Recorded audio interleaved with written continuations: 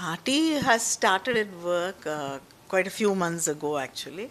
You know that party workers have been going door to door, meeting people, talking to them about the schemes, about how much are they getting anything of any of the schemes which the government has rolled out, and how many people are benefiting. We've reached out to every doorstep, and then the women's wing has reached out. An SIR exercise, DMK had trained its party cadres to ensure that our votes are not deleted. So that way, I think party has been on the ground working for quite a long time. I mean, we've always been connected to the ground, and a lot intensive work has been going on for quite a few months. So I think we're all set for the elections. The DMK's manifesto promises have heard several things for the people. One particular thing that stood out was this 8,000 coupon thing. What is the rationale behind that particular scheme? Like why you think it is absolutely necessary such a scheme ahead of the election? See, if many of the schemes during the DMK government was to empower women, and even before, when Dr. Kalaignar was the chief minister, we've rolled out many schemes to empower women, to educate, ensure that there is education, and building colleges in smaller cities and smaller towns was to ensure that women can get an education, higher education, and they can go for better employment. So, in continuation of that only, this last 5 years, we've this 1,000 rupees as an empowerment tool to women, or when girls go for higher education, every month they get 1,000 rupees from underprivileged background. So, all this is towards empowering women. So same way is this 8,000 rupees, because not many families, even if they have some amount of money, they would rather invest it on a bike or something for the men in the family. And a traditional family expects a woman to do as much as possible of housework. But if we can help them to choose what they want to buy, maybe a fridge or a washing machine or something else, which some gadget and household appliance, which will reduce the number of hours which they have to invest into domestic work, it will definitely relieve them of that time which they are investing and spending in doing that work, and they can do something which they would want to know. They could go and do a course in that time, or they can invest their time to make something and then sell it, or try something different, more productive, which will enrich their life and empower them. So I think that is, and we're not forcing them to, we're not saying that we will give you this. We're saying we're giving you a choice. Whatever you think will help you the best, you choose. The NDA alliance particularly, they have been levying several criticism against the case challenge at DMK government. One particular thing that even the Prime Minister or the Union Ministers, even the Piyush Goyal, who has come for the campaign, they have been pointing out at two things. One is that they have been saying DMK is a dynastic party. And the second thing they come up with is the DMK leaders have committed so many corruption. How do you respond to these allegations? See, I don't think Mr. Piyush Goyal can call anybody a dynast, because he himself is one. He comes from a political family, and I think many of the BJP leaders are from political families. So maybe the Prime Minister is not, but many of them are from political families, and I don't think they should talk about that. And when you talk about dynasty, people, I mean, we are elected representatives. So it is not that people's will is not respected. So people have elected these representatives, people have chosen them, and that is how people are in politics. And I think they have some of the most corrupt politicians in their party and with them. BJP is a huge washing machine, like everybody knows. You will have corruption charges against you, and some of the worst kinds. The minute you ally with them or you become a BJP card holding member, then everything is forgotten. They just throw you into that huge washing machine and you come out clean. So I don't think BJP has the right.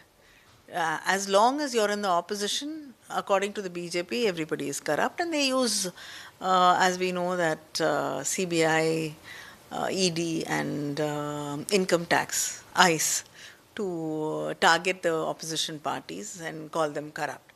And when the same opposition parties are with them, or people from the opposition are willing to join their party, then they become clean.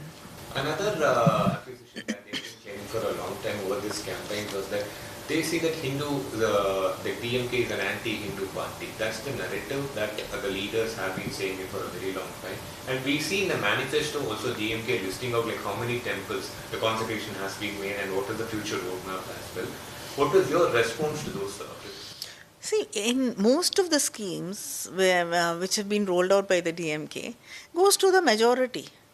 If you're talking about this Magalir Urimai Togai or 1,000 rupees to students who are going to do their higher education, or the Nan Mudalvan scheme, which is upskilling the students and to help them and support them find employment, and the breakfast scheme. I mean, who are the beneficiaries? It is the majority people who are Hindus in this country and in this state who are getting the maximum benefits. So, how can any elected government be against the majority community? And we believe in a secular state. We believe in an inclusive governance. We believe in an inclusive state and governance. And we also think that the minority rights have to be protected. Just because we believe that minorities have to be protected and they are as much Indian as you and I are, doesn't mean that we are against the Hindus. I mean, Tiruvarur Ter, which was not, which was not being able to used, was actually my father, Dr. Kalaignar, was a non-believer. But when he became chief minister, he ensured that after many years, the Tiruvarur Ter actually came back to have the temple car festival. It was on the streets. And so many temples were renovated and Kumbhabhishekams were done. And now, in the past government, in the past 5 years, more than 4,000 temples we've done Kumbhabhishekam, and nearly 7,500 acres of temple land has been reclaimed. It's no point calling yourselves the protectors of Hinduism and the Hindus. You should show it in action. Today in the country, it is the majority Hindus who are suffering. Who suffered the maximum during COVID? It is the majority Hindus. Who suffered because of demonetization? It is the majority Hindus. Who's suffering because of the LPG cylinders not being available? It is the majority Hindus. Who are suffering because of unemployment? It is the majority Hindus. You're not protecting them. Ma'am, the war of words between Kedapadi Palaniswamy and he has been retracting to several of the campaign that you had made. And even yesterday he had said that he spoke about saying that majority of the alliance partners in DMK are not happy and they were made to settle less rather than what they aspired. Like, how do you respond to those criticism by Mr. Kedapadi? See, first, he could not keep his party together. I don't think he has a right to talk about allies. Today, many people who were with Madam Jayalalitha when she was the chief minister, somebody like Mr. OPS, who has been made the chief minister by his party leader. Today, he was thrown, practically, he was forced to leave his party. He wasn't even taken in as an alliance partner. And today, he has come and joined the DMK, having faith and confidence in our leadership. And what are you talking about alliance? Of course, before an election, when every party wants more seats, today the DMK has decided to contest 10 seats or more than 10 seats, lesser than last time. Because we had more number of alliance parties coming into our alliance. So everybody has to make a sacrifice, and I think, yes, when you are negotiating, everybody takes a tough stand. But after that, I think everybody has agreed and come together, and we are happily working together on the field. So I don't think there's any misunderstanding. Maybe he's hoping that there will be misunderstandings, but unfortunately, that is far from the truth. How do you look at the ground situation in 2026 elections now? Is this going to be a four-corner fight, or still the fight is between the two Dravidian parties? The chief minister has been saying the fight is between Tamil Nadu and NDA. Like, how do you look at it? No, definitely. This is an election to, protect and make sure Tamil Nadu is what it is today. And it doesn't change and become a state which has, communal clashes and issues and, other kinds of problems. We want Tamil Nadu to be a developing state, a developed state. And where our youth and women are empowered. And there is a bright future for them. So that is what we have to work towards, not anything else. And this is the only way to protect our state. Because we see that the BJP government is not prepared to even give us our finances, which is due to the state. Just because the Tamil Nadu government does not accept the three-language policy, they've held back funds which have to come to the students of the state. So we have to protect this state, and people are very clear about that, and they understand. And you're saying that this is going to be a battle between India and India, and you're ruling out the other players, which includes... See, I'm not saying that...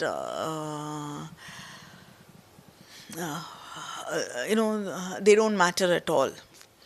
But we don't know. I can only say with the authority after the elections. But from what I see in the field and what reports we get, definitely it is a winning election for DMK.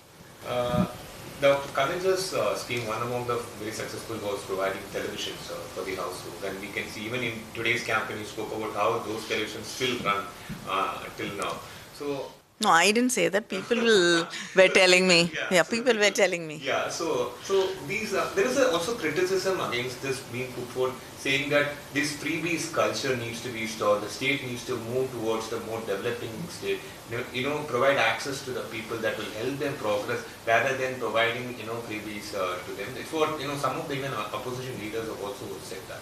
How do you look at it? See, what you call as freebies can also be social investments.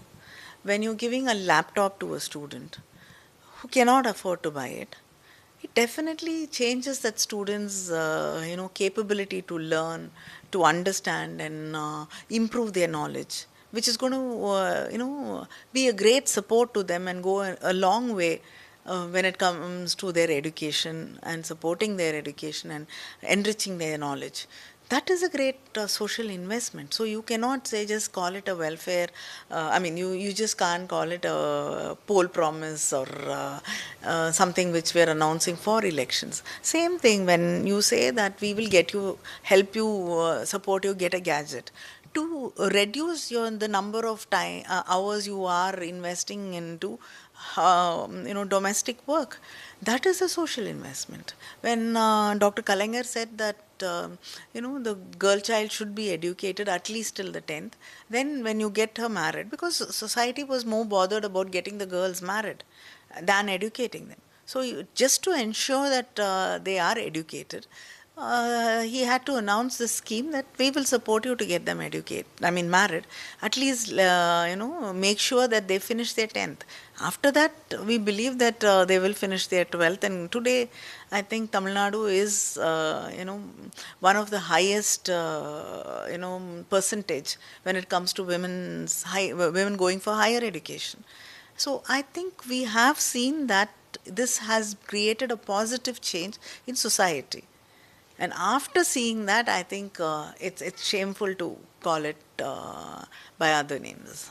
Any further proactive measure that the government is intending to make towards the law and order in the state? Because there have been allegations that the law and order is deteriorating in the state as well. The allegations have been put by the opposition. Is there See, any measures because there is development and there is employment which is being created, poor promises have been realized and implemented, and better infrastructure is there. They need to come up with a new narrative to, talk about against the government. I think today, Tamil Nadu. The crime rates have come down compared to what was there in the AIADMK government. And even if you take the national statistics, I think Tamil Nadu is one of the states which has a lesser crime rate. And charge sheeting is also much more. When there is a crime and when there is a complaint, charge sheeting is much higher in Tamil Nadu. And justice is also, especially again, when it comes to crimes against women, Tamil Nadu government and the Chief Minister have ensured that there is justice. So we are not like the AIADMK government or Edappadi Palanisamy. We all cannot forget what happened in Pollachi. They went out of their way to protect the criminals, and they did not support the people who were affected. They did not ensure that there is justice. The entire state had to fight for the rights of those girls. So he has no right to talk about it. One last question, ma'am. What will be your message to the voters who want to vote for the DMK, the youngsters, the first-time voters? Why they should vote for DMK or the secular progressive alliance over other parties? If you don't have a secular state, there is no peace. If there is no peace, there is no development, there is no self-respect, there is no future. So I think we have to protect our identity, our language, our culture, and also ensure that we live in a peace and harmonious environment. Only then there can be a future for the state. So, to ensure that, I think the voters have to make a right choice, and I'm very sure they know the right choice is the DMK alliance.